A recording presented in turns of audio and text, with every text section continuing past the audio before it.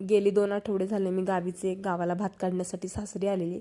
सासरी आणि माहेरी 1-1.5 तासाचा अंतर असल्यामुळे मम्मीकडे 2-4 दिवस राहण्यासाठी गेले.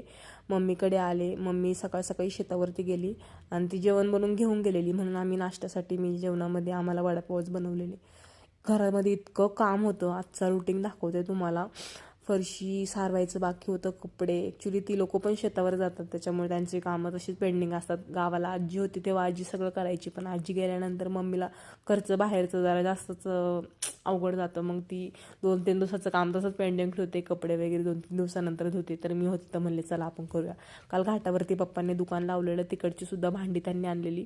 भाऊ आला, त्याला परत वडापाव खायचे होते, त्याला ते बनवून दिले. कपडे धुवून घेतली मी, सगळी वाळू टाकली. आणि आज कोंबडीने छान असं पिल्लू दिलेलं, मी त्यांना खायला घालत होते. त्याला घेऊन खूप छान असं वाटलं. परत पप्पांना एक पडदा शिवायचा होता दुकानासाठी, तो शिवला नसा संपवला दिवस. तर बाय.